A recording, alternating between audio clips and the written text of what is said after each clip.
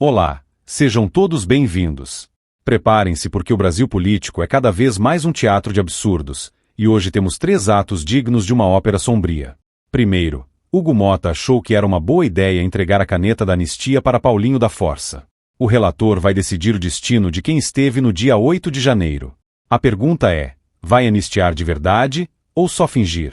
Segundo, Flávio Dino, diretamente do STF, resolveu tirar mais uma carta do mangá e abrir um inquérito contra Bolsonaro e até contra os filhos dele.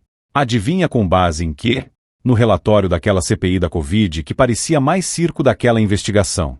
E terceiro, o presidente do União Brasil, Antônio Rueda, virou alvo da Polícia Federal na Operação Carbono Oculto. O homem que ajudou a empurrar a anistia pode agora ser pego por suposta ligação com jatinhos e facções. Ficou pesado, não é? Pois fique até o final porque vou expor as conexões, as ironias e os bastidores que ninguém no jornalão tem coragem de falar. O presidente da Câmara, Hugo Motta, resolveu entregar a missão mais explosiva do ano, escolher o relator do projeto de anistia. E quem ele indicou? Ninguém menos que Paulinho da Força, um político que já foi aliado de Lula, brigou com o governo, flerta com ministros do Supremo e sonha em ser o nome de centro em 2026. Ou seja, está em todos os lados, mas nunca de fato do lado do povo. Paulinho agora tem o papel de decidir se haverá perdão, redução de penas ou apenas maquiagem para os condenados do 8 de janeiro. Bastidores apontam que a pressão é para evitar a anistia total, mas oferecem um meio-termo que agrade tanto ao Supremo quanto à política de base. Traduzindo, não é sobre justiça, é sobre costura de interesses. E Hugo Motta, mais uma vez mostra a habilidade de fazer escolhas que decepcionaram qualquer eleitor que ainda sonhava com a firmeza da Câmara. Colocar Paulinho da Força nessa função é como chamar o lobo para organizar a festa das ovelhas. Mas não se engane, esse movimento tem cheiro de estratégia para 2026. Afinal, quem controla a narrativa da anistia ganha poder sobre um eleitorado vasto e polarizado. E se você acha que essa novela já está confusa, espere para ver o próximo capítulo. Flávio Dino voltando aos holofotes, agora como ministro do Supremo e puxando mais um inquérito contra Bolsonaro. O ministro Flávio Dino, recém-chegado ao STF, decidiu usar o relatório da CPI da Covid como base para abrir um novo inquérito contra Bolsonaro, seus filhos e mais 20 aliados. Segundo Dino, há acusações de fraude em contratos, licitações e desvio de recursos públicos.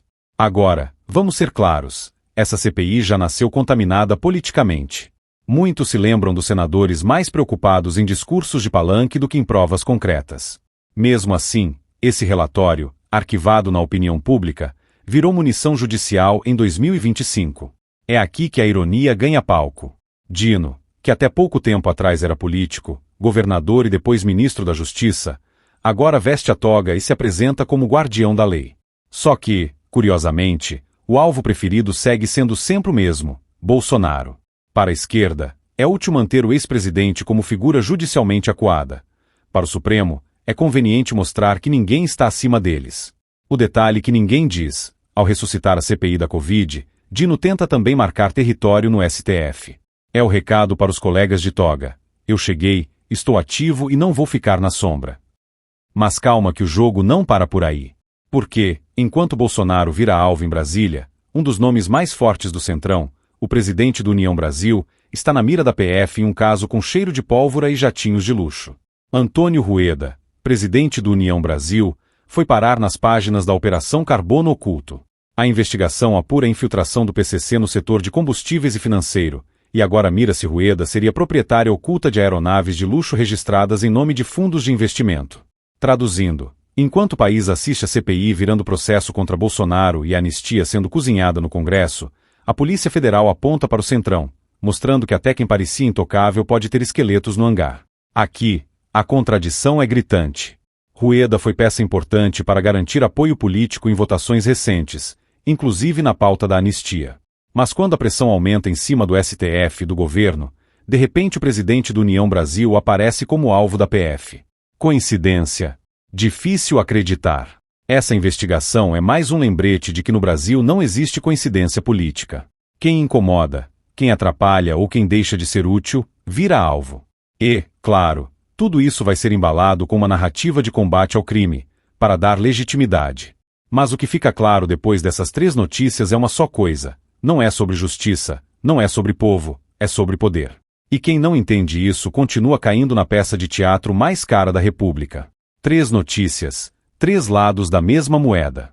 Paulinho da Força decidindo anistia, Dino usando toga para atacar Bolsonaro e Rueda caindo na malha fina da PF. O que é tudo isso? O jogo de poder. Se você perceber, nada disso é sobre justiça ou sobre governar. É apenas sobre quem consegue segurar o tabuleiro por mais tempo. E é exatamente por isso que a gente continua aqui, trazendo uma análise crua, irônica e sem filtro, para você enxergar o que a grande mídia não mostra. Então já sabe, se inscreva no canal, ative o sininho, deixe o like e compartilhe este vídeo. Porque aqui, a verdade tem vez e voz. E a gente volta em breve com mais bastidores do poder.